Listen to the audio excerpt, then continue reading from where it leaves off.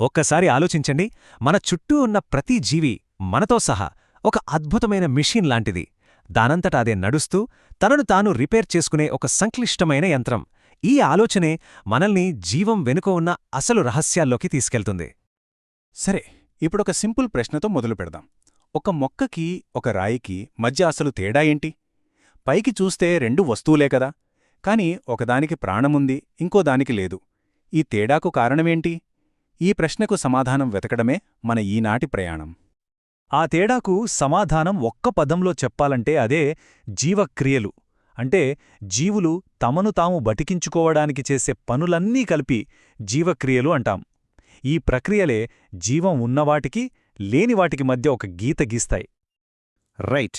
ఇక మన జీవయంత్రం అనే ఈ ప్రయాణంలోకి వెళ్ళిపోదాం. మరి ఏ మెషిన్ అయినా నడవాలంటే ఫస్ట్ ఏం కావాలి? ఫ్యూయల్ కదా, అంటే ఇంధనం.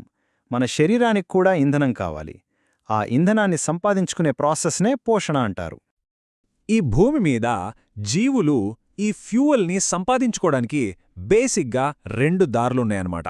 ఒకటి స్వయం పోషకాలు, అంటే తమ ఫుడ్ తామే వండుకునేవి మొక్కల్లాగా.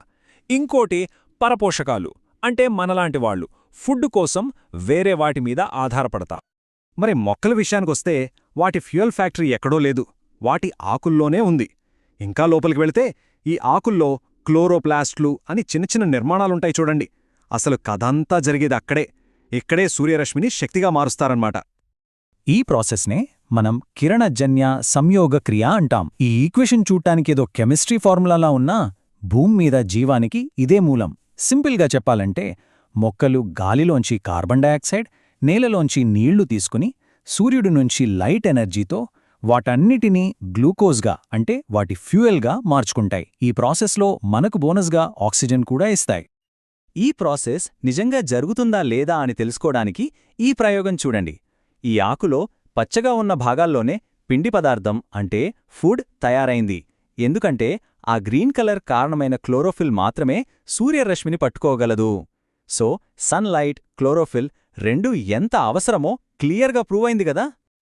సరే, తమ ఫుడ్డు తామే చేసుకునే మొక్కల కథ అది. మరి మనలాంటి పరపోషకాల సంగతేంటి? ఇక్కడ చూడండి, ఇది అమీబా. ఒకే ఒక్క కణంతో బతికేస్తుంది. దీనికి ఫుడ్ కావాలంటే ఏం చేస్తుందో తెలుసా? సింపుల్గా దాన్ని తన చుట్టూ చుట్టేసి మింగేస్తుంది.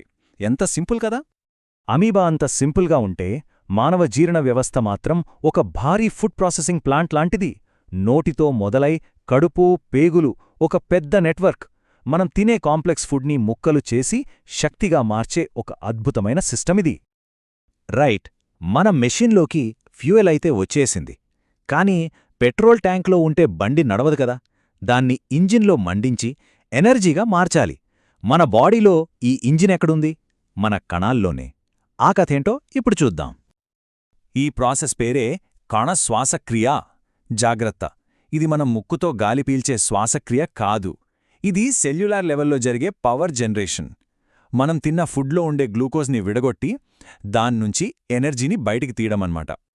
ఇదెలా పనిచేస్తుందంటే, కణం లోపలికి వెళ్లిన ఒక పెద్ద గ్లూకోజ్ మాలిక్యూల్ ఉంది కదా, దాన్ని రెండు చిన్న ముక్కలుగా విరగ్గొడతారు. ఇక్కడ చూస్తున్నట్టు 6 కర్బనాలున్న అణువు 3 కర్బనాలున్న 2 అణువులుగా విడిపోతుంది. అలా విరిగినప్పుడే అందులోంచి ఎనర్జీ రిలీజ్ అవుతుంది. అయితే ఇక్కడో చిన్న ట్విస్ట్ ఉంది. ఈ రిలీజ్ అయిన ఎనర్జీని సెల్ డైరెక్ట్గా వాడుకోలేదు. ముందు దాన్ని ఏటీపీ అనే ఒక స్పెషల్ మాలిక్యూల్గా మార్చాలి.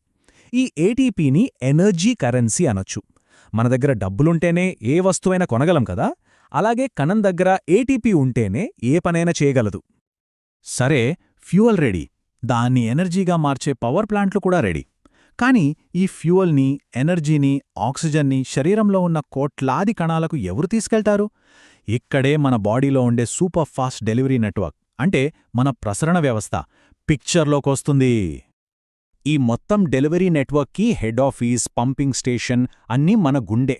అది ఒక్క క్షణం కూడా ఆగకుండా కొట్టుకుంటూ రక్తాన్ని శరీరంలో ప్రతి మూలకు పంపిస్తూనే ఉంటుంది. అది ఆగిందంటే delivery system fail, machine stop. మనలాంటి జీవుల్లో ఉండే ఈ డబుల్ సర్క్యులేషన్ సిస్టమ్ చాలా ఎఫిషియెంట్.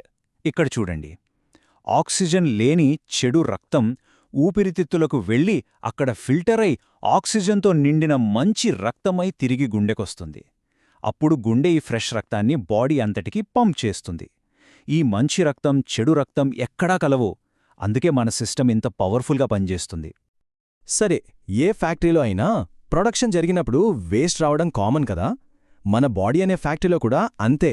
ఎనర్జీ తయారయ్యేటప్పుడు కొన్ని హానికరమైన వ్యర్థాలు కూడా పుడతాయి. వాటిని ఎప్పటికప్పుడు క్లీన్ చేయకపోతే మెషీన్ జామ్ అయిపోతుంది.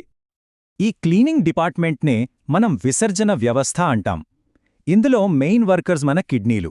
ఇవి మన రక్తానికి సూపర్ సోఫిస్టికేటెడ్ ఫిల్టర్ లాంటివి. రక్తాన్ని కంటిన్యూగా ఫిల్టర్ చేస్తూ అందులోని చెత్తనంతా, అంటే యూరియా లాంటి వ్యర్థాలను వేరుచేస్తాయి. ఈ ఫిల్టరింగ్ అసలు ఎలా జరుగుతుందంటే, ప్రతి కిడ్నీలో లక్షల కొద్దీ చిన్న చిన్న ఫిల్టర్ యూనిట్స్ ఉంటాయి. వాటినే నెఫ్రాన్లు అంటారు. ఇక్కడ చూస్తున్న స్ట్రక్చర్ అదే. ఇవే రక్తం నుండి వేస్ట్ మెటీరియల్స్, ఎక్స్ట్రా వాటర్ని లాగేసి యూరిన్గా బయటకు పంపేస్తాయి. ఎంత అద్భుతమైన మైక్రో ఇంజనీరింగ్ కదా.